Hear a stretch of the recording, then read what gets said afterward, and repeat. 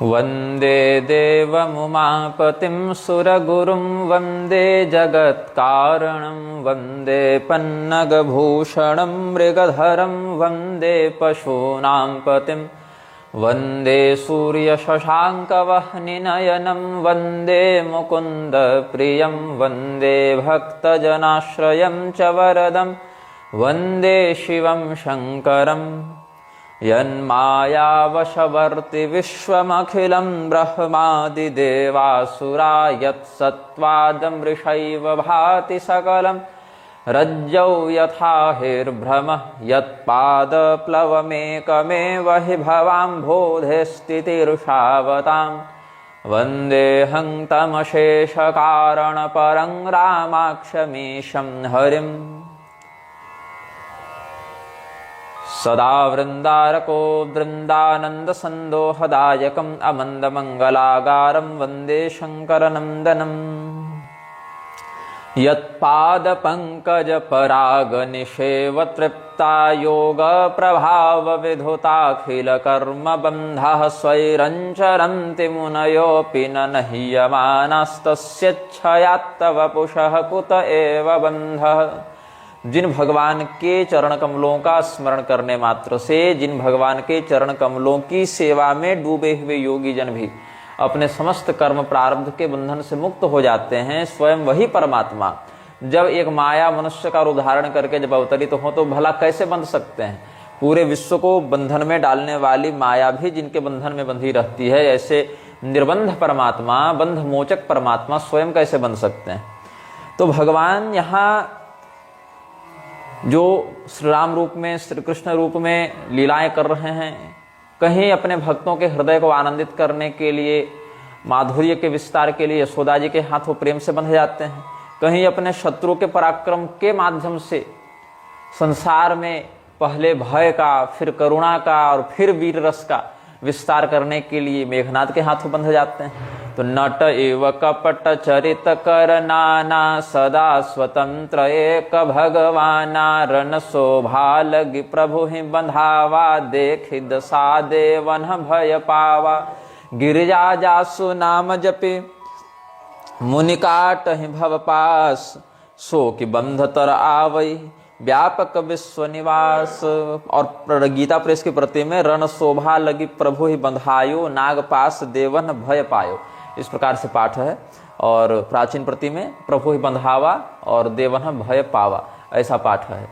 तो क्यों भगवान बंधे? रण शोभा लगी प्रभु ही बंधावा। युद्ध की शोभा क्या है? कोई बढ़ रहा है, कोई घट रहा है, कोई पराक्रमी है, कोई कमजोर है। जैसे एक म्लेच्छराज था महाभारत के युद्ध में, उसने नकुल से युद्ध किया था। दुर्योधन के पक्ष से म्लेच्छराज आया था तात्कालिक, तो नकुल से युद्ध किया। तो नकुल के ऊपर, जो पांडवों वाले नकुल हैं, उनके ऊपर 108 तोमर चलाए थे। तो 108 तोमर एक साथ चलाया, मतलब उसका पराक्रम भी दिखा। और नकुल क्या किए, उसके प्रत्येक तोमर के आकाश में ही 3-3 टुकड़े कर दिए और लगे हाथों एक अर्धचंद्राकार बाण से उसका मस्तक भी काट दिया। तो उसकी अपेक्षा इनका पराक्रम 3 गुना अधिक दिखा, ऊपर से मार भी दिए। तो ये युद्ध की शोभा हुई। युद्ध की शोभा क्या है? युद्ध की शोभा है अपने शत्रु को पराजित करने में यह देखना कि शत्रु दुर्बल न दिखे। शत्रु अगर पराक्रमी है और फिर हम उसके ऊपर अपना पराक्रम दिखा रहे हैं, तब हमारे पराक्रम की विशिष्टता है।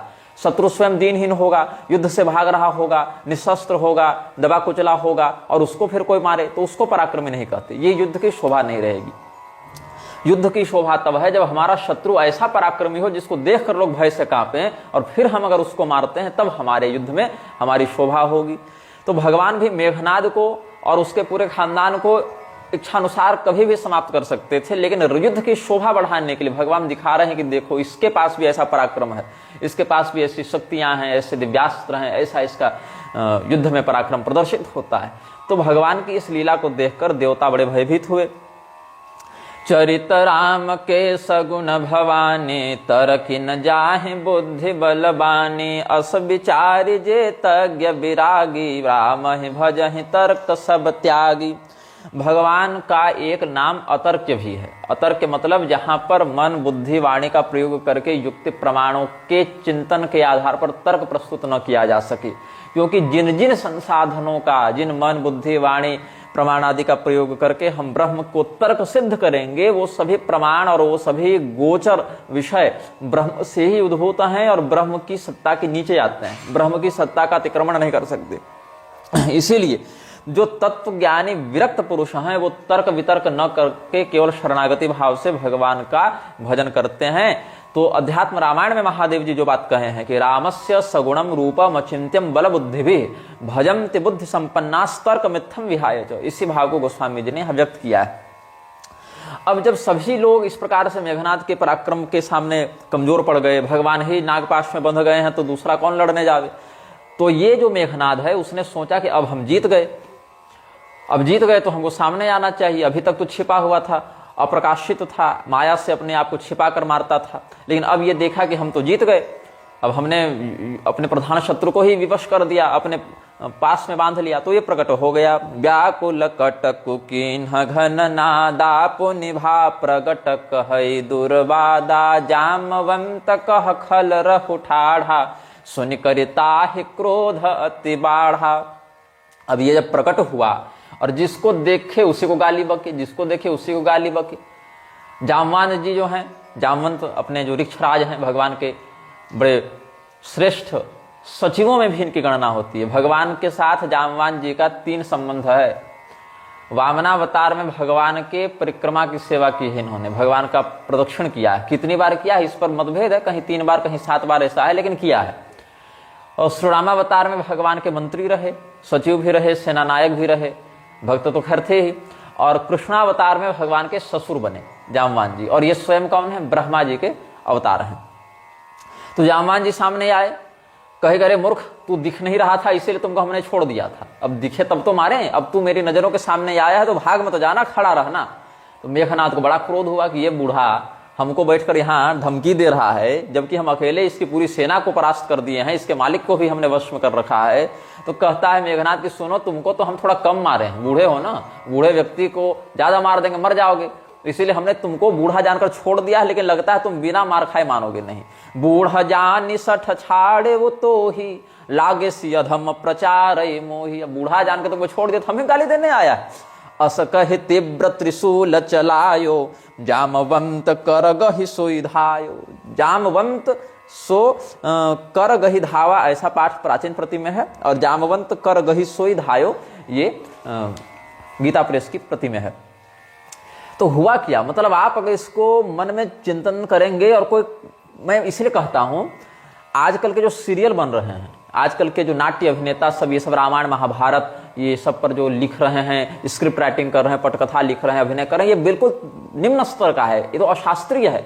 नहीं तो जैसी घटनाएं हमारे आचार्यों ने वर्णित की, जिस भाव से, जिस जीवंत चित्रण के साथ उन्होंने गोस्वामी जी ने लिखा है, वो आप केवल सोचेंगे, सुनकर तो बिल्कुल रोंगटे खड़े होंगे, लगेगा युद्ध हो रहा है वैसा।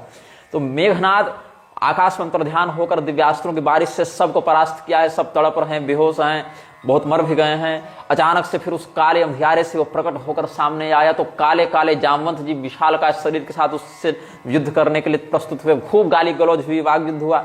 उसके बाद अरे बूढ़े, तुझे मैं अभी मार दूंगा कहकर मेघनाद ने अग्नि की ज्वाला के समान चलता हुआ, जलाता हुआ, एक प्रभाव दिखाकर जलता हुआ त्रिशूल चलाया है।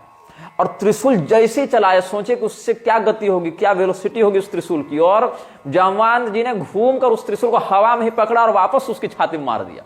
क्या एक्शन सीक्वेंस सोच सकता है व्यक्ति कि मेघनाद बिल्कुल एकदम काला कलूटा स्वर्ण मंडित मुकुट के साथ जलता हुआ त्रिशूल लेकर चिल्लाता हुआ मेघनाद चलाया है जामवंत जी पर, और जामवंत जी उसी गति से, बूढ़ा होने के बाद भी उस जवान की टक्कर में उसी गति से घूमकर उसके त्रिशूल को हवा में पकड़कर उस पर चलाए, और ऐसा चलाए कि सीधे उसकी छाती में त्रिशूल लगा, और मारे सी मेघनाद कै छाती पराधरन घुर्मित सुरघाती। और एक ही बार में उसी त्रिशूल से मेघनाद मूर्छित होकर नीचे गिर गया।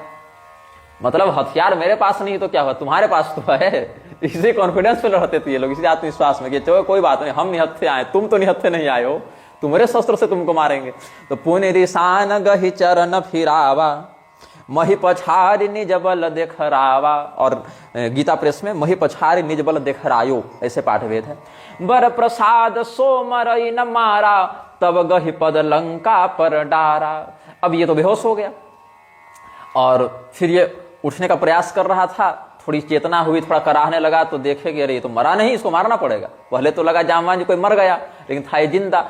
2-4 मिनट ऐसे मूर्छित रहा, उसके बाद फिर उठकर लड़ने का प्रयास करने लगा तो मेघनाद के पैरों को पकड़कर जामवंत जी वैसे ही पटकने लगे जैसे धोबी रजाई को धोबी घाट पर पटकता है।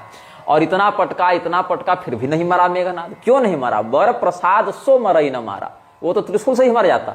लेकिन चूंकि उसको वरदान था ब्रह्मा जी का, इसीलिए वरदान के प्रभाव के कारण वह सुरक्षित रहा। वरदान क्या था? अध्यात्म रामायण में कहा गया है इसका विषय कि जो व्यक्ति 12 वर्षों तक निद्रा और क्षुधा पर विजय प्राप्त करेगा वही व्यक्ति मेघनाद को मारने में समर्थ हो सकता है। अब यहां पर एक प्रश्न उठता यह है, एक बहुत ही प्रसिद्ध बात आचार्यगण कहते हैं कि 14 वर्ष तक जो भूख और प्यास पर, नींद पर विजय प्राप्त करेगा वही मेघनाद को मार सकता था। ब्रह्मचर्य के साथ रहे और नींद और भूख इत्यादि से दूर रहे, मतलब उस पर विजय प्राप्त हो, कमांड हो, कंट्रोल हो, वही मारेगा मेघनाद को। लेकिन अध्यात्म रामायण में ये बात 12 वर्ष की ही अवधि की है, 14 साल की नहीं है। तो मतलब मेघनाद को मारने के लिए 12 वर्ष का ही व्रत होना था। इस प्रकार से अध्यात्म रामायण में विभीषण जी ने यह रहस्य बताया है कि लक्ष्मण जी को भेजा जाए, क्योंकि लक्ष्मण जी में साधना का बल है, इसीलिए वही मार पाएंगे उसको।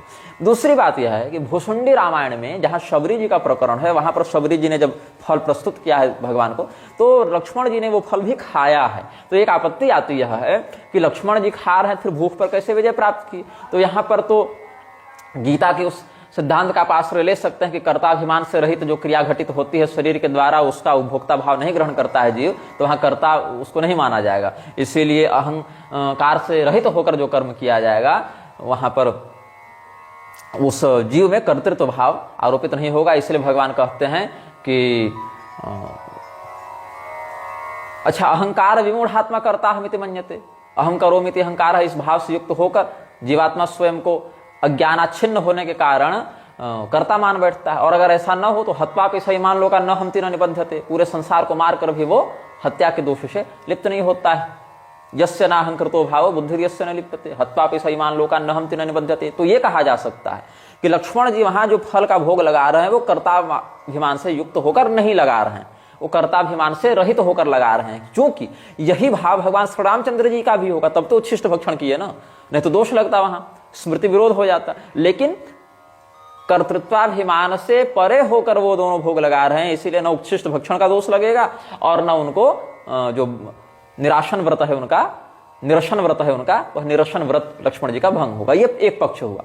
लेकिन दूसरा पक्ष यह कहता है कि नहीं, लक्ष्मण जी जो हैं वो 12 वर्ष का व्रत पूर्ण कर चुके थे, उसके बाद सीताहरण इत्यादि घटना घटित हुई। क्योंकि सीताहरण की घटना के 1.5 साल के अंदर ही रावण इत्यादि सब मर चुके थे, तो 2 साल तो उधर पूरा इनको मिल गया ना। 13वां वर्ष जब चल रहा था भगवान का, उस समय सीताहरण हुआ है।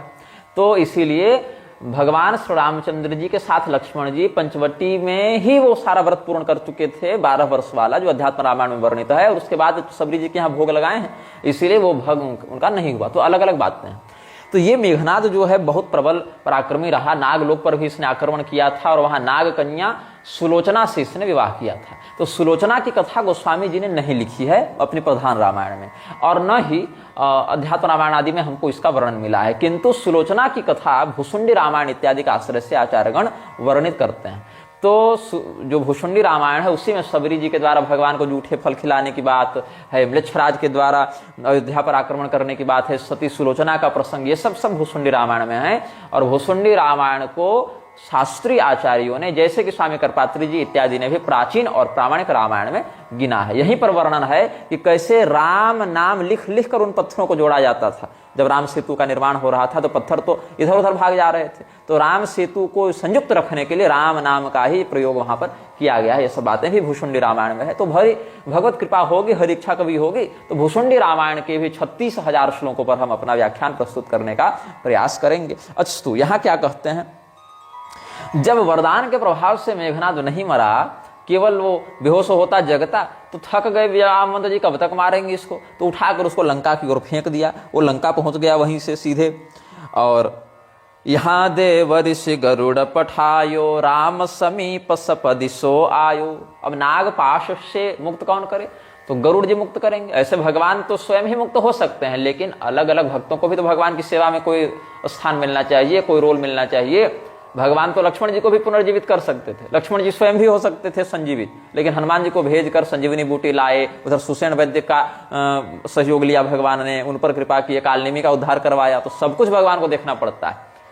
तो भगवान जो हैं लेटे हुए हैं, बेहोश हैं, नागपाश से आक्रांत हैं। उधर देवर्षि नारद ने गरुड़ जी को भेजा। ततो मुहूर्ताद गरुड़म वैनतेयम महाबलम वानरा दृशो सर्वे ज्वलंतम इव पावकम।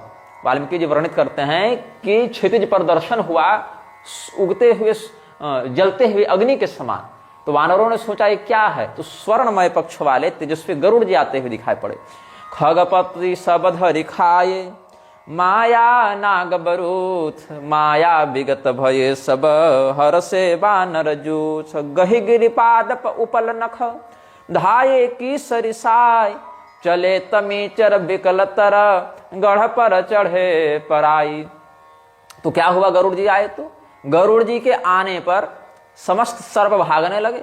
ऐसे ही उनके शत्रु, प्रबल शत्रु की गंध से ही पशु पक्षी पहचान लेते हैं कि हमसे ज्यादा टक्कर का आ गया। जैसे सिंह की गंध से हिरण भागने लगते हैं, हाथी के मद की गंध से छोटे छोटे भेड़िए इत्यादि भागने लगते हैं। वैसे गरुड़ जी के शरीर में कुछ एक अलग प्रकार की गंध होगी, सेंस होगा नागों के पास, जो पकड़ लिए करे हमारा शत्रु आ रहा है, हम तो जीत नहीं पाएंगे। ये समस्त नाग भागने लगे और उनमें से कुछ नाग तो पकड़ में आ भी गए। तो गरुड़ जी ने बढ़िया भोग भी लगा लिया उनका। ये जो नागपाश की माया थी वो चली गई।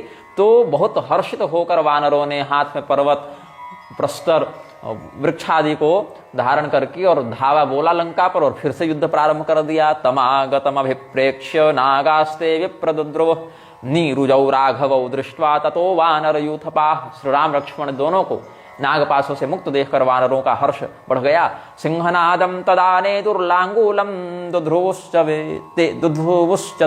खूब पूंछ पटक पटक कर किलकिलाने लगे वानर, खूब प्रसन्न। द्रुमानुत्पाट्य विविधास्तस्थु शत सहस्रशः लंका द्वारमुपाजगमुर युद्ध कामा प्लवंगमा। देखो, आत्मविश्वास हो, कॉन्फिडेंस हो, ठीक है, अति आत्मविश्वास न हो, ओवर कॉन्फिडेंस इसको कहते हैं। ये मेघनाद कितना बढ़िया युद्ध लड़के भगवान राम लक्ष्मण को नागपाशों से बांधकर आराम से घर जा सकता था। तो इसके पिता के सामने इसका नाम होता है, विजय घोष होता, कुछ बढ़िया माहौल बनता लंका में। ये बूढ़े वृक्षराज जामवन से भिड़ने के चक्कर में बेइज्जती करा बैठा। अब ये बेहोश था घर में, इसका पिता इसको देख रहा है कि मेरा बेटा बहुत ज्यादा घायल है, इसकी चिकित्सा चल रही है। होश आया जब इसको तो देखा कि हम तो अपने पिताजी के सामने लेटे हुए हैं, चिकित्सा हमारी चल रही है और हम तो जीती बाजी हार कर आए हैं। तो मेघनाद कह मूर्छा जागी, पितहि बिलो की लाज अति लागी। तुरत गये गिरिवर कंदरा, करहु अजय मख अस मन धरा। अब मेघनाद की जब मूर्छा टूटी, देखा हम अपने पिताजी के पास बैठे हुए हैं, लेटे हुए हैं, बहुत लज्जा आई। पिताजी को कुछ नहीं कहा, बोला अब डींग हाँकने का समय नहीं है, क्योंकि डींग हाँके गया था। कुंभकर्ण के मरने के बाद बहुत उसने आश्वासन दिया था अपने पिता को कि हम जाकर अपने शत्रुओं का ऐसा मान मर्दन करेंगे पिताजी की आप एक तरफा विजयी हो जाएंगे। अब अधिक क्या कहें, मेरा दिव्य रथ देखिएगा, मेरा दिव्य वैभव शक्ति सामर्थ्य देखिएगा। तो पिताजी देख रहे हैं बेटा पहले जिंदा तो बचे तब वैभव शक्ति सामर्थ्य दिखाएगा, बेटा तो बूढ़ा भालूस पिटा का आया है, वो भी घर नहीं आ पा रहा था, फेंक दिया इसको मेरे दरवाजे पर। वो भी बूढ़ा, जवान भी नहीं। खैर हनुमान जी खा तो नहीं पड़ा ये तो हनुमान जी को तो देखते ही भागता था ना मेघनाद। पहला एनकाउंटर हनुमान जी से ही हुआ था उसका इस दल में, अशोक वाटिका में भिड़ चुका था। तो कुछ नहीं कहा अपने पिता को, बस उठा और सीधे पर्वत की गुफा में चला गया। क्या करने, तो यज्ञ करेंगे। कैसा यज्ञ, तो विजय प्रदान करने वाला अजय यज्ञ करेंगे। तो रक्तमाल्याम्बरधरो रक्तगंधानुलेपन गत्वा निकुंभिला स्थाने हवनायोपचक्रमे। हवन करेंगे, किसका हवन करेंगे, तो भगवती निकुंभिला का हवन करेंगे। तो लाल वस्त्र पहन के, लाल तिलक लगाकर, लाल माला पहनकर मेघनाद जो है, देखो हम लोग भी शाक्त हैं इसलिए रक्त पहन कर बैठे हैं, तो वो भी शक्ति की आराधना कर रहा था। निकुंभिला देवी को प्रत्यंगिरा देवी भी कहते हैं, और प्रत्यंगिरा देवी अनेकानेक निग्रह कारिणी शक्तियों में से एक शक्ति हमारे संप्रदाय में मान्य है। तो विभीषण जी जो हैं वो चूंकि उसके चाचा थे, अंदरूनी बात जानते थे, ये इधर मंत्रणा कर रहे हैं कि यहाँ विभीषण मंत्र विचारा। और विभीषण जी के भी 4 गुप्तचर थे ना उनके पास, वो 4 गुप्तचर भी सब खबर देते रहते थे। उधर त्रिजटा, शर्मा, ये सब भी विभीषण जी के सब घर परिवार वाले थे। तो वो सब भी समयानुसार अपने मानसिक शक्ति से, राक्षसों में तो ये सामर्थ्य होता है, टेलीपैथी वाली बात होती, सब जान जाते थे कहाँ क्या हो रहा है। तो विभीषण जी ने जाकर भगवान से निवेदन किया कि प्रभु हम आपसे एक निवेदन करेंगे, एक बहुत ही अपवित्र यज्ञ कर रहा है मेघनाद। अच्छा, यज्ञो वही श्रेष्ठतम कर्म, ये बात है। यज्ञ से श्रेष्ठ कर्म कुछ नहीं, श्रेष्ठतम है, मतलब उसमें और अधिक कोई श्रेष्ठ नहीं हो सकता कर्म। तो यज्ञ के कई प्रकार हैं, द्रव्य यज्ञ है, ज्ञान यज्ञ है, हम लोग ज्ञान यज्ञ कर रहे हैं, तपो यज्ञ है, जप यज्ञ है, नारद मुनि संगीत के माध्यम से सेवा करते हैं, वह गान यज्ञ है, अलग अलग यज्ञ होते हैं, स्वाध्याय यज्ञ, योग यज्ञ, ये सब भी है। तो ये कौन वाला यज्ञ कर रहा है? ये अपवित्र यज्ञ कर रहा है। तो मेघनाद मख करय पावन, खल मायावी देव सतावन, जौ प्रभु सिद्ध होई सो पाई, नाथ बेगी पुण्य जीति न जावहि। विभीषणोथ तच्छ्रुत्वा मेघनाद सचेष्टितम, अपने गुप्तचरों के माध्यम से, अपनी आसुरी शक्तियों के माध्यम से विभीषण जी को जब खबर लगी कि मेघनाद एक बहुत ही अशुभ यज्ञ कर रहा है, ऐसा यज्ञ कर रहा है जिस यज्ञ के माध्यम से अगर वह सफल हो गया तो उसको पराजित करना बड़ा कठिन हो जाएगा। तो समाप्यते चेद होमो यम मेघनादस्य दुर्मते, तदा जयो भवेद्राम मेघनाद सुरासुरैः, समस्त देवता और राक्षसों के द्वारा भी उसको जीता जा नहीं सकेगा। प्रभु भगवान बड़े प्रसन्न हुए, बोले अंगद इधर सुनो भाई, तुम ऐसा करो, प्रमुख प्रमुख वानरों को लो और लक्ष्मण जी के साथ तुम सब जाओ और यज्ञ का विध्वंस करो। यज्ञ नारायण भगवान ने यज्ञ के विध्वंस का निर्देश दिया। वही भगवान जो मेघनाद का यज्ञ विध्वंस करा रहे हैं, वही भगवान विश्वामित्र जी के यज्ञ की रक्षा करने के लिए गए थे, क्योंकि कर्ता के साथ उद्देश्य का भी ध्यान रखा जाता है। कर्ता, कर्म और उद्देश्य तीनों के आधार पर किसी कृत्य को हम सही या गलत कहते हैं। जैसे कोई व्यक्ति है, अधिकारी है वेद पाठ का, तो वहां तो वेद पाठ करना यज्ञवत है, यज्ञ का अंग है, लेकिन अनधिकारी है तो वहां पर ब्रह्म हत्या है वह। इसीलिए कर्ता कौन है, फिर वह क्रिया क्या है, उसका उद्देश्य क्या है।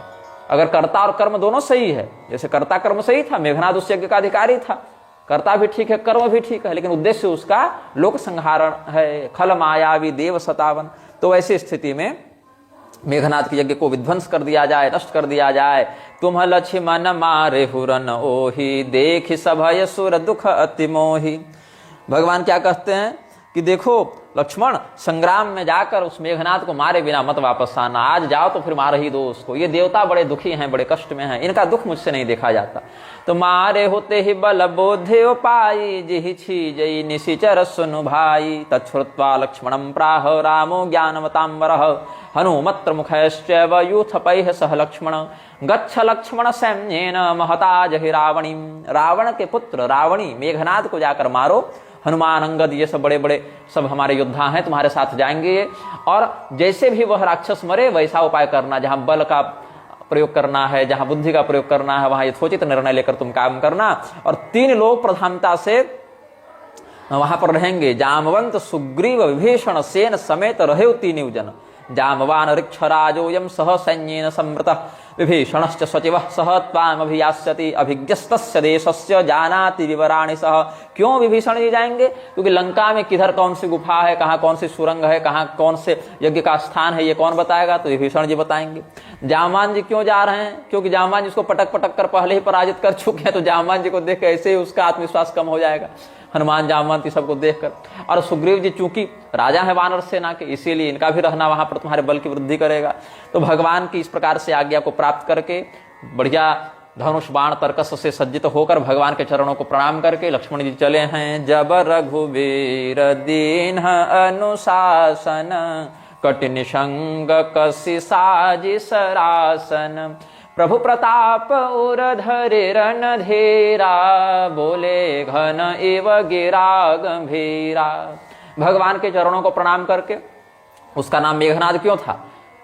जब वो जन्मा तो ऐसा रोया जैसे बादल गरज रहे हों, तो वर्षा कालिक मेघ के समान गंभीर स्वर था मेघनाद का। आज लक्ष्मण जी भी उसी स्वर में कहते हैं, बोले घन एव गिरा गंभीरा। और क्या कहते हैं? 2 चौपाई गोस्वामी जी के शैली में वर्णित करेंगे और वाल्मीकि जी की भी शैली में वर्णित करेंगे। यदिन्द्र वै वस्वत भास्करान् वा, स्वयंभु वै स्वानर शंकरान् वा, गमिष्यसि त्वं दशदा दिशा वा, तथापि मे नाद्य गतो विमोक्ष्यसे। इंद्र, यमराज, सूर्य, ब्रह्मा, अग्नि, शिव जी, ये सब बड़े बड़े देवताओं के तुम शरण में चले जाओ, 10 दिशाओं में कहीं भाग जाओ, आज तू मेरे हाथ से नहीं बच पाएगा। हे प्रभु, जौं ते ही आज बधे बिनुआवं, तौं रघुपति सेवक न कहावं, जौं सतशंकर करहि सहाय, तदपि हतौं रघुबीर दुहाई। ये सब यहाँ पर साहित्यिक भाव को रौद्र रस में प्रस्तुत करने के लिए वर्णित है। यहाँ शिव जी की निंदा करना अभिष्ट नहीं है। यहाँ कहने का मतलब है कि अगर कदाचित शिव जी जैसे जैसे 100 देवता भी आकर उसकी रक्षा करना चाहे प्रभु, तो आज वो बचेगा नहीं, मैं उसको मार डालूंगा। ये सब जो कथन है वीर रस रौद्र रस वाले, ये सब शिव जी की महिमा को घटाने के लिए नहीं कहे गए, बताने के लिए कहा गया है कि आज कुछ भी हो जाए वो बचेगा नहीं।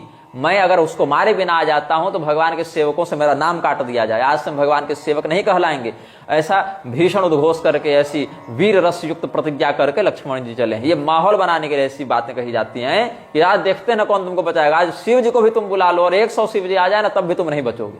ये कहने के लिए ऐसा उद्गार प्रस्तुत किया जाता है। ये सब साहित्यिक भाव है, ये अभिधा में नहीं कहा गया है ये सब विषय। तो रघुपति चरण नाई सिर चले वो तुरंत अनंत। अनंत मतलब शेषनाग जो हैं, अनंत भगवान, उनके जो यहाँ पर प्रकट विग्रह हैं लक्ष्मण जी, वो भगवान के चरणों में प्रणाम करके अंगद, नील, नल, मैम और हनुमान, विभीषण ये सब के साथ चले हैं। उनके लिए भगवान ने बढ़िया मंगल स्वस्ति वाचन किया है, तिलक किया है, उनकी सुरक्षा का आशीर्वाद दिया है। तो रघुपति चरण नाई सिरु चले वो तुरंत अनंत, अंगद नीलमयम दनल संग सुभट हनुमंत, विभीषणेन सहितो राजपुत्र प्रतापवान, कृत स्वस्त्य जनो भ्रात्रा लक्ष्मण त्वरितो यजौ। तो क्या देखते हैं लक्ष्मण जी और उनके साथ जो वानर सैनिक गए उन्होंने क्या देखा है? तदिंद्रजितमेक्षयताम् कृतधिष्णं समाहितं, तत्रिंद्रजितमैक्षेतां कृतधिष्णं समाहितं, सोनुहोत्कृष्ण वर्तमानं मनन मंत्रम समुत्तमम। उत्तम मंत्र का जप कर रहा है और एकाग्र चित्त है, निकुंभिला देवी के सामने होम कर रहा है। क्या होम कर रहा है? तो रुधिर और भैंसे की आहुति दे रहा है। जाय कपिन सो देखा बैसा, आहुति देत रुधिर अरु भैंसा, किन्ह कपिन्ह सब यज्ञ विधंसा, जब न उठाई तब करहि प्रशंसा। पहले तो जाकर उसके यज्ञ की सामग्रियों को नष्ट कर दिया। देखो ऐसे ही तुम ऋषि महर्षि के यज्ञ को नष्ट करते थे, तुम लोग अपवित्र सामग्री डालकर, उसके मंत्र को खंडित करके, उसकी साधना में विघ्न डालकर, तो चलो तुम भी अब। तो हनुमान जी क्या वर्णित करते हैं? हनुमान नाटकम में हनुमान जी के ही भाव से सब वर्णित है। शत्रुम जये रथवरर्ध समुद्गते गणेरयज्ञं बभंजत रसा हनुमान उपेत्य। क्या हो गया? वो जो मेघनाद यज्ञ कर रहा था, उस यज्ञ की समाप्ति होने पर वह एक रथ पर बैठकर युद्ध करने जाने वाला था। तो हनुमान जी पहले जाकर रथ ही तोड़े, उसका श्रेष्ठ रथ जो है उसको नष्ट किए, उसकी यज्ञ की अग्नि को पहले जाकर बुझा दिया। दोनों मामला साफ हो गया। तो किन्ह कपिन्ह सब यज्ञ विधंसा, जब न उठाई तब करहि प्रशंसा। और फिर भी जब वो कहा चलो हवन खंडित हो गया, जप तो है ना, जप मात्र संसिद्ध, तो हो जाएगा हमारा काम, तो जप मात्र से हम इस मंत्र को जगा लेंगे, अपनी देवी की कृपा प्राप्त कर लेंगे। तो जब उठा नहीं मेघनाद, तब वानरों ने बड़ी प्रशंसा की, तगड़ा साधक है भाई, बढ़िया भगत है, इसका ध्यान तो टूट नहीं रहा।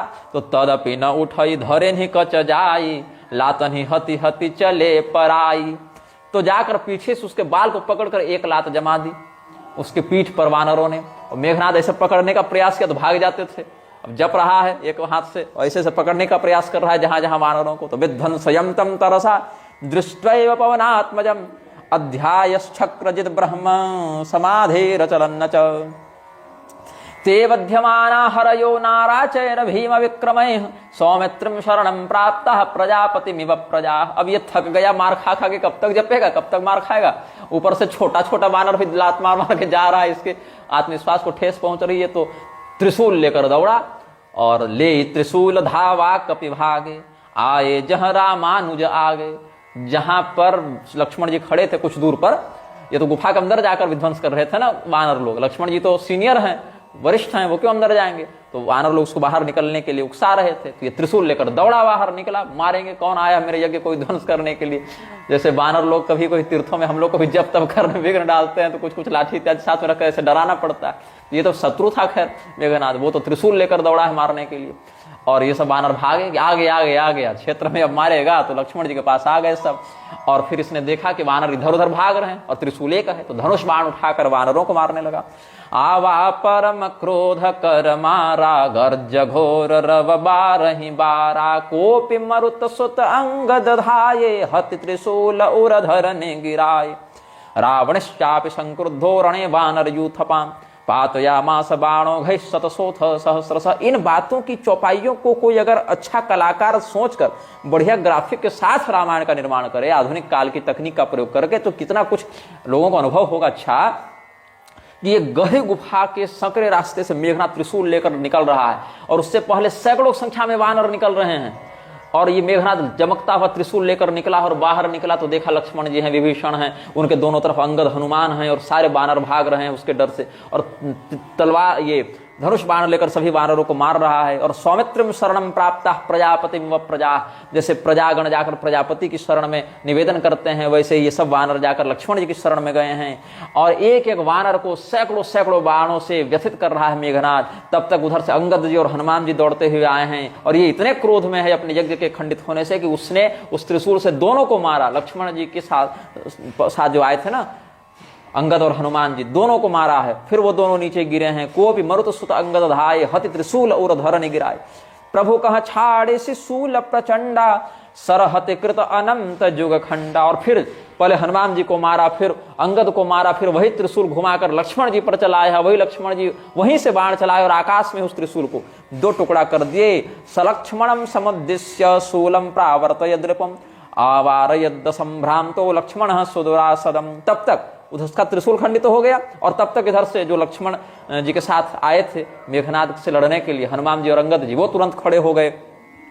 वो क्या करते हैं, वो भी उसको दोनों तरफ से मार रहे हैं मेघनाद को। उठे बहोरी मारुति जुब राजा, हतहि कोपिते घाव न बाजा, फिरे वीर रिपु मरई न मारा, तब धावा करि घोर चिकारा। तो मेघनाद को हनुमान जी ने, अंगद जी ने खूब मारा, लेकिन वरदान का प्रभाव था तो मरा नहीं। तो फिर वापस वो लोग आए और ये दौड़ता हुआ लक्ष्मण जी की ओर आया है बाण चलाता हुआ, तो लक्ष्मण जी ने भी इसको बाण मारा है। देखे सियावत पविषम बाणा, तुरत भयउ खल अंतरधाना। एक ही बटन था इसके पास, अंतर्धान हो जाता था।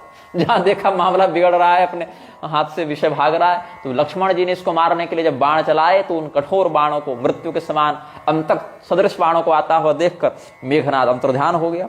और अंतर्धान होकर अचानक से कभी सामने आ जावे, कभी दूर चला जावे, कभी आकाश में चल जावे, कभी पीछे खड़ा हो जावे। जैसे किसी हॉरर फिल्म में नहीं देखते, कोई भूत गायब हो जाता है, कभी ठीक पीछे प्रकट होता है, कभी दूर में प्रकट होता है, और कभी जल्दी जल्दी सामने आता जाता है। तो अपनी आसुरी माया का प्रयोग करके मेघनाद ऐसे करते हुए विविध वेश धरि करई लड़ाई, कबहु क प्रगट कबहु दूरि जाई, तमापतम तम संप्रेक्ष सुमित्रानंद वर्धन, मुक्तवांश्च तदा बाणं क्षुणुतं शक्रजितं प्रति, दुर्जयं दुर्विपः विषह्यं च दृष्ट्वा रुष्टो बहुवसः। तो जब इस प्रकार से मेघनाद अपनी माया का प्रयोग करके लड़ने लगा, सब वानर बहुत भयभीत हो गए कि ये कैसे मरेगा, दिखे न दिखाई पड़े, ये देखे न दिखाई पड़े, पकड़े न पकड़ा जाए। तो एहि पाप ही मैं बहुत खेलावा, लक्ष्मण मन असमंत्र दृढ़ावा। लक्ष्मीवान लक्ष्मणो वाक्य मर्थ साधकमात्मन, धर्मात्मा सत्य समधश्च रामो दाशरथिर् यदि, पौरुषं वा प्रतिद्वन्द्वस्तदेनं जहि रावणिं, इत्युक्त्वा बाणमाकर्ण्य विकृष्य तमजिष्यगं जिह्मगं, लक्ष्मणः समरे वीरः ससरजेन्द्रजितं प्रति। और क्या हो गया, जब लक्ष्मण जी देखने भाई दिखे तब तो मारे इसको, ये तो गायब हो जाता है। बाण का संधान तो कई बार कर चुके हैं, लेकिन निशाने पर लग नहीं रहा। ये इतना मायावी है, इतना फुर्तीला, इतना छलिया।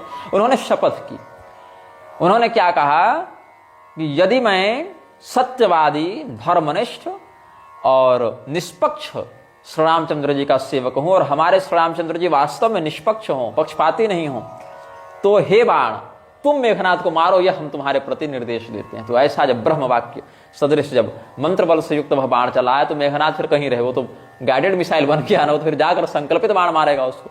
तो सो मेरे कौशलाधीश प्रतापा, सरसंधान कीन्हि करि दापा। बड़े उदात्त भाव से लक्ष्मण जी ने ऐसा संकल्प करके मेघनाद को मारने का संकल्प करके बाण को चलाया है, भगवान का स्मरण करके। तो तुरंत वह बाण मेघनाद के हृदय में जाकर लगा, और जैसे ही वो बाण लगा वैसे ही इसका सारा माया जाल, सारा कपट, इंद्रजित का इंद्रजाल समाप्त हुआ। और रामानुज कह राम कह, अस कहे छाड़े से प्राण, धन्य धन्य तव जननी कह अंगद हनुमान। क्या कहता है, कहाँ है राम, कहाँ है राम का छोटा भाई, रामानुज कहाँ है, लक्ष्मण कहाँ है, ऐसा कहते हुए उसने प्राण त्याग। और मरने के समय क्या कहता है, साक्षात शेष सराघातैर्हतो हम मुक्तिमागतः। साक्षात शेषनाग के बाणों के द्वारा मारा जाकर आज मैं मुक्त हो रहा हूं, ये मेघनाद ने कहा। आनंद रामायण में ये वर्णन है, साक्षात शेष सराघातैर्हतो हम मुक्तिमागतः। तो अंगद और हनुमान ने बड़ी प्रशंसा की, तुम्हारी मां धन्य है कि जिसने तुम्हारे जैसे पुत्र को जन्म दिया, कि मरने के समय राम लक्ष्मण का नाम ले रहे हो, भगवान का स्मरण कर रहे हो। आगे पीछे चाहे जो किया, लेकिन अंत काले च मामेव स्मरण मुक्त्वा कलेवरम, सब हिसाब बराबर हो जाता है इन लोगों का।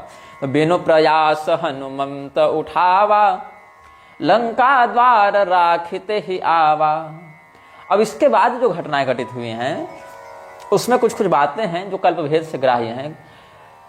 कहीं कहीं वर्णन है कि मेघनाद के कंठ पर वह बाण लगा है, हालांकि गोस्वामी जी ने कंठ नहीं लिखा है, उर लागा, हृदय में कहा है, छाड़े बाण माझ उर लागा। और यहां पर हनुमान जी ने क्या किया है, मेघनाद के पूरे शरीर को ही लंका के द्वार पर रख दिया है। बिनु प्रयास हनुमंत उठावा, लंका द्वार राखित ही आवा। ततस, और आनंद रामायणादि इत्यादि में अलग अलग कथाएं, ततस्तन मेघनादस्य शिरः संगृह्य मारुति पातयामास लंकायाम तदद्भुतम इवाभवत्। तो किसी किसी कल्प में मेघनाद के हृदय में बाण लगा है और वो हनुमान जी सशरीर पूरा उसको उठाकर लंका के द्वार पर रखाए हैं। जैसे कहीं कहीं राम जी के हाथों कुंभकर्ण के मरने का वर्णन है, कहीं कहीं महाभारत आदि में भी लक्ष्मण जी के हाथों कुंभकर्ण के मरने का वर्णन है। ऐसी मेघनाद के विषय में भी अलग अलग बातें हैं। क्या बातें हैं?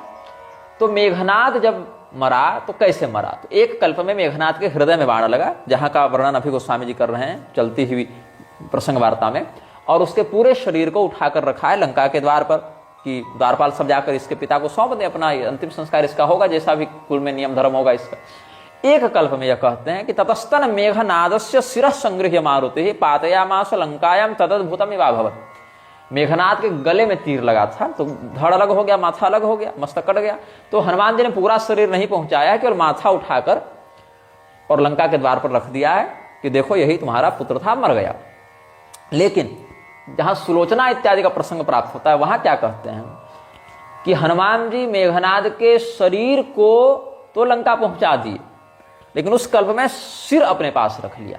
और वो सिर कहां पहुंचाया? राम जी के पास पहुंचाया। मतलब एक कल्प में मेघनाद के पूरे शरीर को हनुमान जी ने लंका पहुंचाया, एक कल्प में केवल सिर को लंका पहुंचाया। दरवाजे पर रख देते थे, द्वारपालों कहते थे देखो गया तुम्हारा युवराज, पहुंचा देना मालिक के पास अपने, तो द्वारपाल लोग ले जाते थे फिर। और एक कल्प में जहां सती सुलोचना वाली बात है, वो मस्तक लेकर हनुमान जी ने राम जी को दे दिया। ता सुमरन सुन सुर गंधर्वा, चढ़ी विमान आये नभ सर्वा, बरस सुमन दुंदुभि बजावहि, श्री रघुबीर विमल जस गावहि, जय अनंत जय जगदाधारा, तुम प्रभु सब देवन निस्तारा।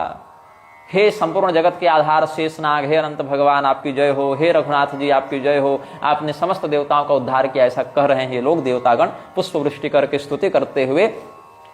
तो मेघनाद का जो पराक्रम था उसका विशेष वर्णन अगस्त्य मुनि ने श्री रामचंद्र जी के सामने तब किया है जब श्री रामचंद्र जी का राज्याभिषेक हो चुका था। श्री रामचंद्र जी राजा बनने के बाद अगस्त्य मुनि के माध्यम से अपनी जब स्तुति सुन रहे थे तो अगस्त्य मुनि ने रावण, मेघनाद, कुंभकर्ण ये सब का चरित्र बड़ा विस्तार से सुनाया। तो बहुत से लोग इसी कारण, जैसे गिरधर मिश्र, रामभद्राचार्य जैसे अज्ञानी लोग यह भ्रम पाल लेते हैं कि भाई रामायण में रावण की कथा क्यों राम जी सुन रहे हैं, मतलब यह प्रसंग प्रक्षिप्त होगा। ऐसी बात नहीं है कि राम जी रावण की कथा को संकल्प पूर्वक यजमान बन के अभीष्ट सिद्धि के लिए सुन रहे हैं। केवल चर्चा मात्र चल रही है कि प्रभु श्री रामचंद्र जी ने जो काम किया है वो काम कितना महान है, कितना दुष्कर है, इसके विषय में लोग जाने। इसलिए बताना पड़ेगा कि रावण कितना खतरनाक राक्षस था, कितना दुष्ट था, कितना आतताई था। तो रावण का वर्णन किया कि ये था कौन, जिसको आपने मारा वो था कौन, उसको मारने से कितना बड़ा लाभ हुआ है संसार का, ये बताने के लिए, उसके क्रूरता को समझाने के लिए कहा गया कि रावण ने दिग्विजय किया था ऐसे वैसे, और फिर भगवान ने उसको मारकर कितना बड़ा उपकार किया संसार पर, कितनी बड़ी कृपा की, ये दिखाया गया। तो उसमें एक प्रसंग आता है जो कहते हैं अगस्त्य मुनि के प्रभु आपने रावण को मारा, कुंभकर्ण को मारा, ये तो बहुत अच्छी बात थी, लेकिन आश्चर्य हम लोगों को तब हुआ, ये सब तो हम लोग देखे तो उतना आश्चर्य नहीं हुआ, क्योंकि अगस्त्य मुनि ने भगवान को आदित्य हृदय इत्यादि को उपदेश किया है, अगस्त्य जी ने भगवान को दिव्यास्त्र इत्यादि दिए हैं, तो बहुत निकटवर्ती रहकर भगवान का वो मार्गदर्शन करते रहे हैं गुरु रूप से अगस्त्य मुनि। हथियार से भी, ज्ञान से भी, शस्त्र से भी, शास्त्र से भी, दोनों प्रकार से भगवान के साथ अगस्त्य मुनि बहुत प्रत्यक्ष सहयोगी बनकर रहे हैं इस लीला में। तो अगस्त्य मुनि कहते हैं कि प्रभु आपने जब रावण को मारा, कुंभकर्ण को मारा तो हम लोग को हर्ष हुआ, लेकिन आश्चर्य नहीं हुआ। आश्चर्य तब हुआ जब लक्ष्मण जी ने मेघनाद को मारा। बोले क्यों? इसीलिए क्योंकि रावण में वरदान की प्रधानता थी, शारीरिक बल तो था ही, तलक तो दशानन डोलत तो धरनी, लेकिन प्रधानता नहीं थी। रावण में वरदान की प्रधानता थी, वरस शक्ति की प्रधानता थी, और उसमें शारीरिक बल अपेक्षाकृत कम था। कुंभकर्ण में शारीरिक बल की प्रधानता थी, वरदान वाला पक्ष उसका कमजोर था। वो ऐसे ही 3 एकड़ का शरीर था उसका, तो क्या करेगा। तो जो रावण है वो वर प्रधान है, वरदान प्रधान है, उसकी शक्ति वरदान के कारण उतनी प्रबल है। कुंभकर्ण के पास शारीरिक बल अधिक है, वरदान पक्ष इसका कमजोर है। मेघनाद के पास दोनों था, रावण के समान पराक्रम वरदान की दृष्टि से और कुंभकर्ण के समान पराक्रम बाहुबल की दृष्टि से, ये दोनों उसके पास था। इसीलिए मेघनाद जब लक्ष्मण जी को नहीं उठा पाया तो उसको आश्चर्य हुआ कि हम क्यों नहीं उठा पा रहे हैं भाई, और ये आश्चर्य की बात हुई थी। तो इसी कारण से कहा गया कि लक्ष्मण जी ने जब मेघनाद को मारा तो समझो कि अकेले रावण और कुंभकर्ण दोनों को उन्होंने मारा। तो ये बात हुई मेघनाद के वध से। और फिर राम जी कहते हैं कि ये बात तो आपने ठीक कही कि रावण, कुंभकर्ण, मेघनाद ये सब इतने पराक्रमी हुए, लेकिन हम समझते हैं कि हनुमान जी के सामने ये सब कुछ भी नहीं थे। तो थोड़ा हमको हनुमान जी का भी पराक्रम सुनाइए, समझाइए, क्योंकि हनुमान जी एक तो हमारे बड़े प्रिय मित्र, सखा सब हैं, सचिव सब हैं, ऊपर से हमारे समस्त अभियानों को संसिद्ध करने में, निर्विघ्नता पूर्वक पार लगाने में इनका बड़ा योगदान है।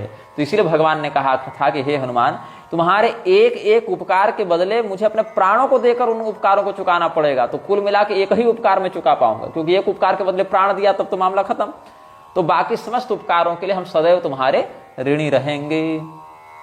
तब हनुमान जी के फिर जन्म और वरदान, पराक्रम, गौरव इत्यादि की कथा अगस्त्य मुनि ने बताई है। यही कारण है कि वानरों ने हनुमान जी की स्तुति में क्या कहा था, रामादीनाम रणे ख्यातिम दातुम यो रावणादिकान नावधीत स्वयमेवेतस्तम वंदे हनुमत प्रभु। राम जी की कीर्ति बढ़े, लक्ष्मण जी का यशोगान संसार करे, इनकी लीला में कोई कमी न दिखे, यही कारण था कि हनुमान जी ने रावण और मेघनाद इत्यादि को नहीं मारा। नहीं तो हनुमान जी भी ब्रह्मचारी, निद्रा भी जही, क्षुधा भी जही, योगीश्वर, क्या दिक्कत है। वो भी 12 साल रहते उपवास, ब्रह्मचारी तो थे ही, मार देते मेघनाद, वरदान वाला तो काम हो जाता ना। रावण क्या, रावण मरण मनुज कर जाचा, तो क्या हनुमान जी मनुष्य बनकर नहीं आ सकते थे? जब विप्र रूप धारण करके विभीषण जी से मिल सकते हैं, विप्र रूप धारण करके राम जी से मिल सकते हैं, तो विप्र रूप धारण करके मनुष्य रूप से रावण को ही मार सकते थे। पराक्रम की तो दिक्कत थी नहीं। और कहो कि तो माया से ब्राह्मण बनते, माया से मनुष्य बनते, तो भगवान कौन से असली मनुष्य हैं? भगवान भी तो माया का ही मनुष्य बनकर आए हैं, माया मनुष्यम हरिम।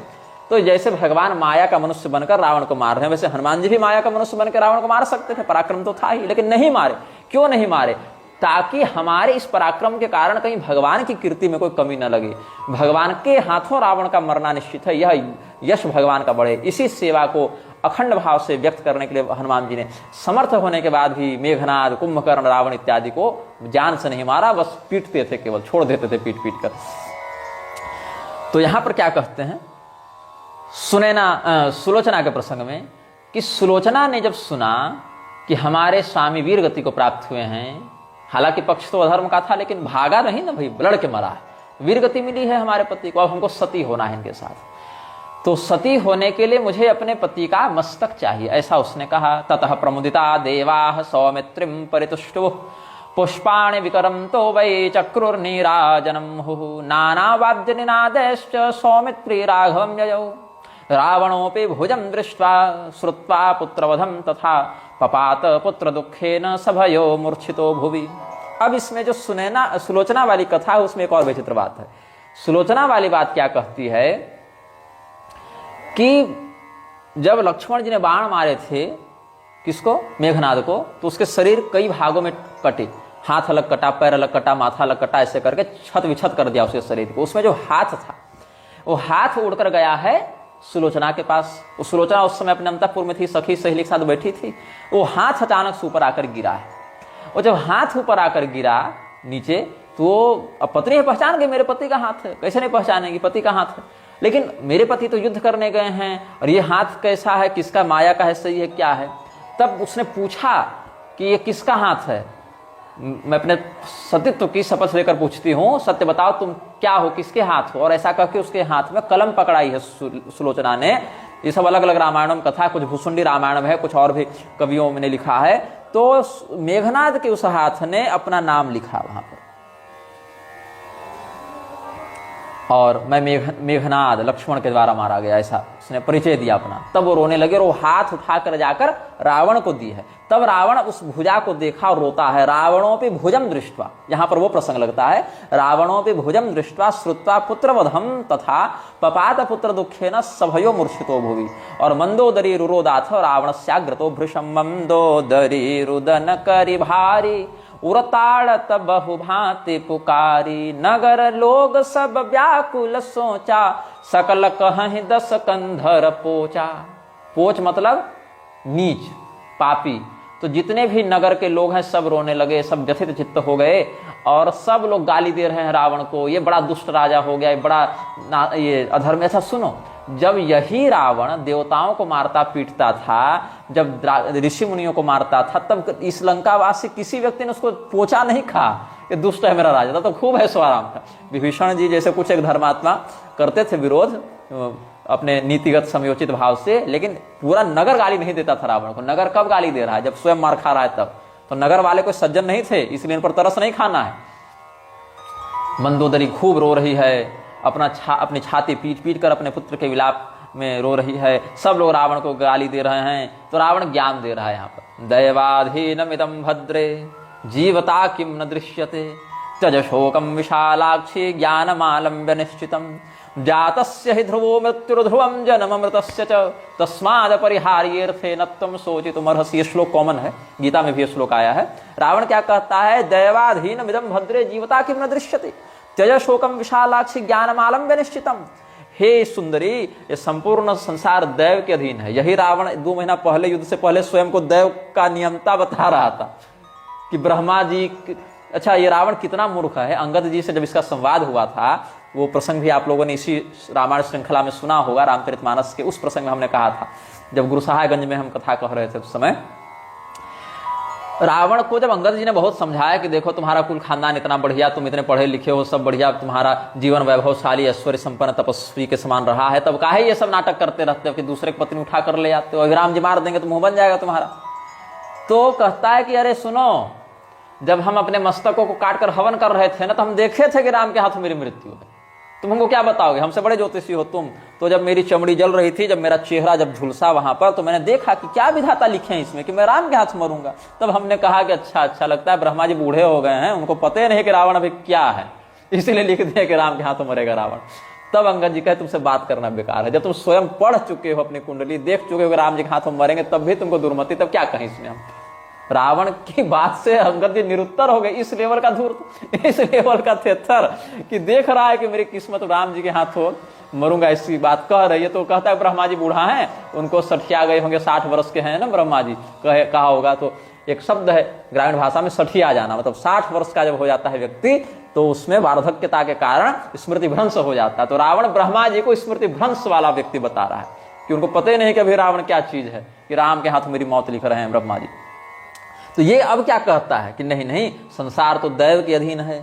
और क्या तुम ये नहीं देख रही हो कि संसार में प्रतिदिन कितने लोग जी रहे हैं, कितने लोग मर रहे हैं? इसलिए हे विशाल नेत्रों वाले मंदोदरी, ज्ञान का आश्रय लो, शोक का परित्याग करो, क्योंकि जो व्यक्ति जन्मा है वो मरेगा, जो व्यक्ति मरा है सो जन्मेगा। इसलिए तुम यहां पर शोक मत करो।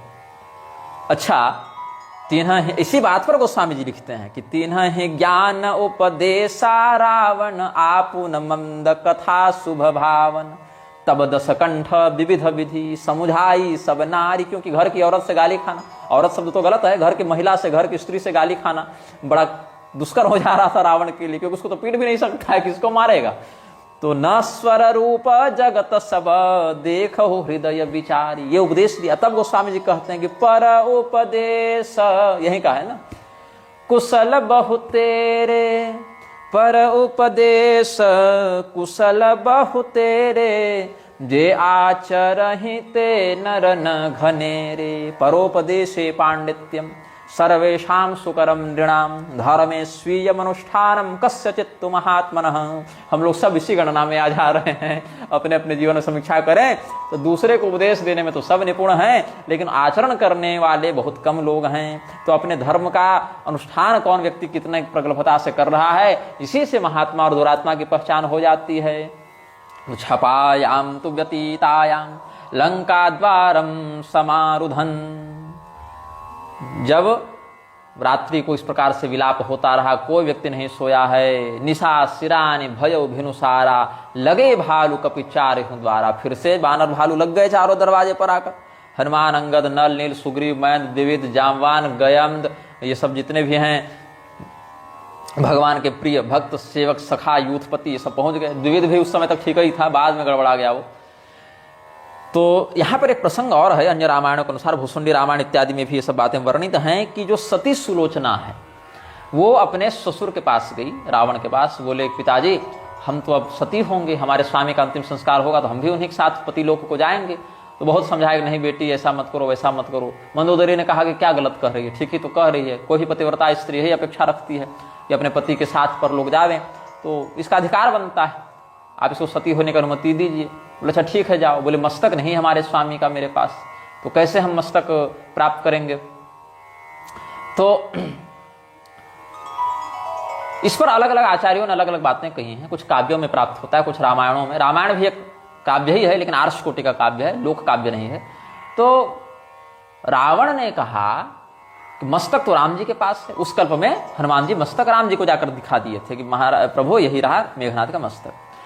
तो राम जी जो हैं वो उस मस्तक को अपने पास रख लिए थे। तो सुलोचना को रावण ने कहा कि तुम राम जी के पास चली जाओ और वो मस्तक वहां मिलेगा, वहीं पर सती हो जाना। मतलब कैसा व्यक्ति था कि अपनी बहू के साथ स्वयं भी नहीं जाने के लिए तैयार है। अच्छा कोई बात नहीं, युद्ध बाद में देखेंगे, लेकिन हमारे घर की बहू की बात है तो हम अपने बेटे का मस्तक तो लेकर आएंगे। न पिता के रूप में वहां प्रगल्भता दिखा पाया, न ससुर के रूप में दिखा पाया। तो कहा कि तुम जाओ राम जी के पास। तो कहती है कि मैं शत्रु की बहू हूं, मेरे पति को जिन्होंने मारा है वो मेरे साथ कैसा व्यवहार करेंगे, उनके बानर भालू कैसा करेंगे। तो यहाँ पर वो जो हाथ है, जिसके हाथ में कलम है, मेघनाथ का जो बाहु है, वो लिखता है कि वो राम का पक्ष है, रावण का नहीं। इसलिए तुम वहां निश्चिंत होकर जाओ, तुम्हारे साथ दुर्व्यवहार नहीं करेंगे। ये वो हाथ कह रहा है तुम जाओ। किसका पक्ष है? वो राम जी का पक्ष है, इसलिए तुम वहां पर सुरक्षित हो, निश्चिंत रहो। रावण का पक्ष नहीं है ना कि स्त्रियों का मान मर्दन करेगा वो। तब फिर अपने पति की भुजा लेकर वो, तब भी रावण को शर्म नहीं लगी, तो फिर अपने पति की भुजा को हाथ में रखकर और वो भगवान के पास जाती है और सब बानर भालू घेर लेते हैं कि प्रभु प्रभु कोई आ रही है स्त्री, उसके साथ और भी बहुत सी स्त्रियां हैं, वो हाथ में वो अपने हाथों में कटा हुआ किसी का बाहुदंड लेकर आ रही है। तो भगवान बोले रास्ता खाली करो, उसको सम्मान लेकर आओ। तो विभीषण जी बोले कि प्रभु ये तो हमारी बहू है, ये तो मेघनाथ की पत्नी है, तो आपकी कृपा चाहती है, आप इस पर अनुग्रह करें। तो भगवान ने उसको उसके पति का मस्तक से सम्मान सौंपा है और भगवान ने फिर उसके सतीत्व का प्रबंध किया है, उसके लिए चिता बनवाई है, उसको विधिपूर्वक पतिलोक भगवान ने भिजवाया है। तो भगवान ने पतिलोक के अपना ही लोग भेज दिया उसको ना, मतलब मेघनाथ का तो उद्धार हो गया, तो इसका भी उद्धार हो गया। तो ये औदार्य है। इसीलिए भगवान को क्या कहा शास्त्रों ने, रामो विग्रहवान धर्म। राम जी कोई राजा मनुष्य बेटा ये सब नहीं, राम जी चलते फिरते धर्म है।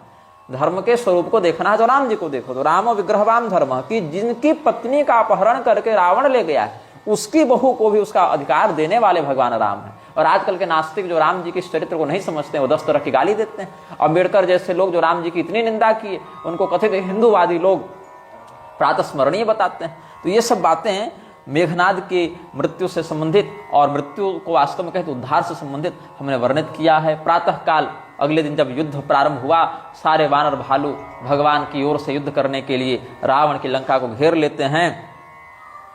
तो रावण यहाँ पर युद्ध करने के लिए स्वयं आज मैं जाऊंगा ऐसा चिंतन करता है। और रावण के द्वारा जो युद्ध भगवान के प्रति किया गया है, अब रावण सीधे सीधे आया है युद्ध करने। ऐसे इसके बाद बहुत और भी प्रसंग हैं जिसमें अहिरावण का प्रसंग है, जहाँ हनुमान जी जाकर अहिरावण का वध करते हैं पाताल लंका में। वहाँ भी एक शतानन रावण का राज्य था जिसका वर्णन शैव रामायण इत्यादि में संदर्भित प्राप्त होता है। तो अहिरावण जब जन्मा था तो भगवान वाल्मीकि इत्यादि अन्यान्य रामायणों में वर्णित करते हैं, उसके शरीर में 20 सर्प लपेटे हुए थे। तो रावण ने सोचा कि अपशगुन है इसका, इसलिए रावण ने उसको समुद्र में डलवा दिया था। और वहां से फिर वो पाताल में गया, वहीं पर देवी की आराधना किया, कामदा देवी की आराधना करता था। कामदा मतलब कामाख्या, कामाख्या कामेश्वरी, इन्हीं को कामदा भी कहा जाता है। इन्हीं का एक स्वरूप वह पूजन में लगाता था, प्रयोग करता था, और वहीं पर रहता था पाताल लंका में। तो जब ये सब राक्षस मरने लगे तो रावण ने अपने उस पुत्र को आकर्षण मंत्र का प्रयोग करके बुलाया अपने पास और कहा कि देखो तुम हमारे शत्रु का संहार करो। तब रावण अपने पिता रावण के कहने पर माया का प्रयोग करके रातों रात भगवान की सेना में जाता है। और हनुमान जी थे द्वारपाल, वहां पर राम जी की सेना के, राम द्वारे तुम रखवारे, भगवान के शिविर में कौन है? हनुमान जी हैं। तो विभीषण जी का रूप धारण करके भगवान के शिविर में प्रवेश करता है अहिरावण। तो विभीषण जी को तो कोई नहीं रोकेगा, हनुमान जी क्यों रोके? वो तो अपने व्यक्ति हैं, विभीषण जी अपने दल के हैं। तो विभीषण जी को आया हुआ जानकर हनुमान जी ने अंदर जाने की अनुमति दी, और अंदर जाते ही राम लक्ष्मण दोनों भाइयों को माया से उसने अपहृत करके वहीं से पाताल में प्रवेश कर लिया। अहिरावण अंतर्ध्यान हो गया। प्रातः काल भगवान नहीं मिले तो सब में हाहाकार मचा। विभीषण जी को हनुमान जी ने पूछा कि कल तो अंतिम बार आप ही थे जो शिविर में घुसे थे भगवान के। विभीषण जी ने कहा हम कब घुसे थे भैया, हम तो अपने शिविर में सो रहे थे। कहा नहीं नहीं, हम बिल्कुल आप ही को घुसते देखे हैं। तब विभीषण जी समझे, अच्छा अगर मेरा रूप धारण करके कोई घुसा है तो अवश्य ही वो अहिरावण था। बोले भारी अनर्थ हो गया, भगवान तो पाताल पहुंच गए हैं। अच्छा, बहुत से मूर्ख लोग आजकल अमेरिका को पाताल सिद्ध करने में लगे हैं, लेकिन ये ऐसी बात नहीं है। तो भगवान को कौन लावे? बोले हनुमान जी आपके अलावा तो लोकांतर गमन कोई नहीं करेगा यहाँ पर, तो आप ही जाइए। तो वहां पर फिर वराह स्वरूप धारण करके हनुमान जी ने, जो पंचमुखी हनुमान में एक सुअर का मुख है ना, वराह मुख है हनुमान जी का। वंदे वानर नार सिंह खगराट क्रोडाश्व वक्त्रान्वितम। पंचमुखी हनुमान जी की स्तुति में क्या कहते हैं? 5 मुख, वंदे वानर नारसिंह, खगराट मतलब गरुड़, पक्षीराज गरुड़, क्रोड़ मतलब ये सुवर वाराह, और अश्व मतलब घोड़ा। तो ये 5 मुख हैं हनुमान जी के। वंदे वानर नारसिंह खगराट क्रोड़ अश्व वक्त्रान्वितम दिव्यालंकरणम त्रिपंचनयनम देदीप्यमानं रुचा हस्ताब्दे रसिखेट पुस्तक सुधा कुंभांकुशाद्रिमहलम खट्वांगम फणिभूरुहम दशभुजम सर्वारि वीरापहम। ये सब पंचमुखी हनुमान जी के ध्यान में शास्त्र वर्णित करते हैं। तो हनुमान जी का यह स्वरूप वहीं पर हुआ है कि वानर रूप से पहले से थे, फिर वानर स्वरूप के बाद हनुमान जी क्या हुए?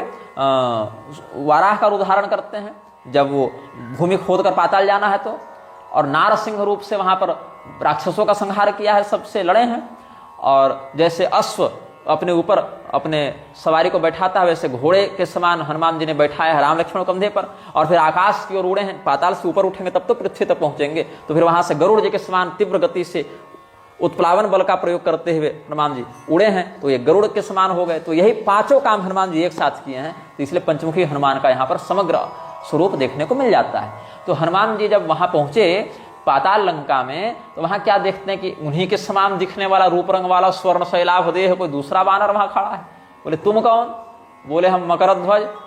खूब लड़ाई हुई दोनों में। बोले हमको अंदर जाने दो। बोले नहीं जाने देंगे। खूब लड़ाई हुई दोनों में। तो मकरध्वज बोला, जब हनुमान जी ने उसको अपने पूंछ, ये मकरध्वज ने पहले धमकाया कि तुम हमको पहचानते हो, मैं साक्षात हनुमान का पुत्र हूँ, अंजनानंदन हनुमान का नाम सुने हो? अरे तुम भी वानर हो तो कभी तो सुना ही होगा, मैं उन्हीं का पुत्र हूँ। हनुमान जी बोले कि मारेंगे 2 थप्पड़ में, ब्रह्मचारी आदमी मेरा कब से बेटा हो गया, फालतू कलंक लगाता है। बोले अच्छा अच्छा, आप ही हनुमान जी हैं। तो जब आपने लंका दहन किया था प्रभु, उस समय आप जब थक गए, थोड़े पसीने पसीने हो गए, उतनी गर्मी है तो पसीना तो आ ही जाएगा, तो समुद्र में आप पूंछ बुझाए थे, फिर वहीं स्नान किए थे। तो उस समय आपके पसीने की एक बूंद हमारी माता ने पी लिया। हमारी माता मत्स्य कन्या थी तो उसने पी लिया था, उसी के गर्भ से हम आए थे। तो हनुमान जी जो हैं वह ऊर्ध्वरेता ब्रह्मचारी होने के बाद भी जो अलग अलग प्रकार की मंथनी सृष्टि इत्यादि होती है कोशिकाओं का सेल डिवीजन करके, वैसे ही हनुमत स्वेद जन्य तेज से वो मकरध्वज पैदा हुआ। और मकरध्वज ने कहा कि देखिए आप तो हो गए हमारे पिता इस भाव से, लेकिन हम यहाँ के द्वारपाल हैं प्रभु, और हम अपने स्वामी के बड़े निष्ठावान सेवक हैं, तो हम जाने नहीं देंगे। तब हनुमान जी ने फिर उसको पराजित किया, उसको उसी के पूंछ में बांध दिया और कहा ठीक है, तुम अपने स्वामी के वफादार हो तो हम भी तो अपने स्वामी के सेवक हैं, हम भी तो रामदूत हैं, हम तो जाएंगे अपने स्वामी को बचाने। उस समय जो अहिरावण था वो भगवान को बलि देने का प्रयास कर रहा था, कामाख्या देवी के सामने राम लक्ष्मण की बलि दूंगा। तो हनुमान जी क्या किए हैं, देवी जी के ही ऊपर बैठ गए। वानर तो चढ़ ही जाता है ऊपर, वो तो वानर स्वभाव में है। तो प्रभु तरुतर कपिडार पर, तो देवी जी के ऊपर बैठ गए। देवी जी का अच्छा चलो अब हमारे विसर्जन होने का समय आ गया। तो हनुमान जी ही देवी जी के समान रूप धारण करके मुंह खोलकर बैठ गए, और हनुमान जी के नीचे देवी जी आ गए। वो मूर्ति अंदर धंस गई और हनुमान जी उनके ऊपर प्रकट हो गए। तो हनुमान जी मुख खोले और भगवती के लिए जितना भोग दिया जा रहा था सब खाने लगे। और अंत में फिर वहीं से खड्ग, जो राम लक्ष्मण को काटने के लिए तलवार लाया था हिरावण, वही खड्ग से हिरावण को मारकर फिर भगवान हनुमान जी ने उसको अपने पैर के नीचे दबाया है और राम लक्ष्मण दोनों भगवान को अपने कंधे पर बैठाया, वहां से गए हैं। ये भी एक कथा है। एक नरांतक राक्षस का इसने आवाहन किया था, वो विवाहलपुर में रहता था, बिहवावलपुर। ये आकाश लंका में रहता था। तो पाताल लंका का अहिरावण और आकाश लंका का कौन? नरांतक। ये 72 करोड़ भाई हुआ करते थे और ये 72 करोड़ भाई जो हैं एक ही जैसे दिखते थे, एक ही जैसे लगते थे। ये सब शिव जी की कृपा से अभिन्न रूप वाले राक्षस थे। तो इनको लाने के लिए अतिकाय को भेजा गया था। कंपन, अतिकाय, ये सब राक्षस है ना, इनको रावण ने आकाश लंका में भेजा था। तो आकाश लंका में ये सब गए थे। वहां के जो प्रजाजन थे वो भी राजा के ही समान ऐश्वर्यवान लगते थे। वहां जाकर नरांतक शिष्य ने निवेदन किया कि महाराज रावण आपसे सैन्य सहयोग चाहते हैं। ये भी रावण का ही पुत्र था। तो ये फिर रावण की सहायता के लिए आया था और भगवान से बड़ा युद्ध लड़ा। इसको तो जांबाजी ने बहुत मारा था। इसको बालू में गाड़ के, बालू में दफना के और इसको उल्टा दफनाया था। इसके माथा को नीचे कर दिया था, कमर भर बालू भर दिया था, पैर हो गया ऊपर और मार लाठी पैर में, ऊपर में इसको बहुत पीटा था। लेकिन इसको भी वरदान था तो नहीं मरा था ये। फिर इसको वापस फेंक दिया। और जब मेघनाद के ही समान ये माया युद्ध करने लगा था नरांतक, तब उधर से हनुमान जी को कहा गया कि देखो हनुमान जी, इसकी मृत्यु सुग्रीव के पुत्र के हाथों लिखी हुई है। और सुग्रीव के पुत्र जो हैं और बाली के पुत्र अंगद और सुग्रीव के पुत्र दधिबल। तो दधिबल और सुग्रीव के मामा थे दधिमुख और सुग्रीव का पुत्र था दधिबल। तो दधिबल और अंगद चचेरे भाई लगे। बाली और सुग्रीव के एक एक पुत्र। ये दोनों पढ़ते थे शुक्राचार्य जी के पास और शुक्राचार्य जी थे राक्षसों के भी गुरु। तो शुक्राचार्य जी के यहाँ रावण के भी बाल बच्चे जाते थे। तो रावण का लड़का जो था अक्ष कुमार, उसको अंगद बहुत मारते थे और रावण का जो लड़का था नरांतक, उसको दधिबल बहुत मारते थे। तो ये दोनों जो है रोते गाते गए अपने गुरु जी के पास। कहा, पहले तो अक्ष कुमार गया, बोले अंगद ने बहुत मारा, बहुत पीटा। अंगद कहते थे कि हमरे बाप ने तुम्हारे बाप को मारा तो तुम हमरे सामने ज्यादा ऊंचा मत बोलना, नहीं तो हम भी तुमको मारेंगे। तो रैगिंग चलती थी कॉलेज में उस समय। तो अंगद के अत्याचार से त्रस्त होकर अक्ष कुमार बड़ा रोए चिल्लाए। तो गुरु जी ने कहा कि सुनो अक्ष कुमार, अगर आज के बाद अंगद तुमको मारने आएगा तो तुम उसको एक थप्पड़ मार देना तो मर ही जाएगा, ये हम तुमको वरदान देते हैं। तो इसीलिए अंगद जी स्कूल छोड़कर भाग गए। फिर ये तो बहुत बड़ी गड़बड़ हो गई। दधिबल ने सोचा कि जब तक हमको ऐसा कोई शाप न मिला हम भी भाग जावे। तो अकेला बानर क्या पढ़ेगा, जब दो बानर मिलकर नहीं पढ़ रहे हैं तो अकेला बानर क्या पढ़े, वही भाग गए। बाद में दधिबल चले गए तपस्या करने, राम राम जपने लगे। यही कारण है कि सीता मैया की खोज के लिए अंगद जी यद्यपि लंका जाने में समर्थ थे, अंगद कहा जाऊं मैं पारा, जिय संशय कछु फिरती बारा। तो वापस आने में संदेह है। कहीं अक्षय कुमार मिल गया, एक आध हाथ लगा दिया और दोस्त क्या ऐसे मजाक में भी कर दिया तो मर जाएंगे। इसलिए हनुमान जी आप जाइए और पहले महाराज अक्षय कुमार को निपटाइएगा, फिर तो हम पूरे रावण की सेना से अकेले लड़ जावे। उस वरदान का फेर हो गया है मेरे साथ। तो ऐसे ही दधिबल के हाथों नरांतक का मरना निश्चित था। तो हनुमान जी को कहा गया कि दधिबल को लाया जाए। दधिबल तो तपस्या में थे, तो उनके पर्वत शिखर में हनुमान जी गए। दधिबल को कहा कि चलो भाई भगवान का आदेश ये। अच्छा, दधिबल के पास जब हनुमान जी गए तो दधिबल ध्यान में थे, राम राम कर रहे थे। अब हनुमान जी सोचे कि राम राम जपते हुए भगत की समाधि तोड़ना भी पाप है और भगवान का काम वहां अटक रहा है क्योंकि नरांतक बहुत माया दिखा रहा है। तो यहाँ भी युद्ध में विजयी होना भी आवश्यक है। तो इसकी जो साधना है, इसका जो भजन है, उसको भी खंडित नहीं करना चाहते थे हनुमान जी, और वहां भी काम बिगड़ रहा था। तो हनुमान जी भगवान श्री रामचंद्र जी को प्रणाम किए कि महाराज कुछ उपाय कीजिए। तब तक दधिबल को लगी लघु शंका। वो अपनी माला पूरी करके उठा लघु शंका करने के लिए, कब जाकर लघु शंका करेंगे, तब तक दिखे हनुमान जी। अब इतने दिनों के बाद हनुमान जी का दर्शन हुआ दधिबल को, तो बड़ा प्रसन्न हुआ। कहा कि हनुमान जी बड़ी कृपा पधारे, बोलिए क्या आदेश है। तो कहा कि भगवान बुलाए हैं, जो राम राम तुम जप रहे हो ना, वही भगवान का आदेश हुआ, बड़ी कृपा की है तुम पर, तुमको स्वयं बुलाए हैं। क्यों बुलाए? बोले चलो ना, बड़ा सुंदर युद्ध हो रहा है, वहां पर तुम नरांतक को मारना बहुत आवश्यकता है तुम्हारी।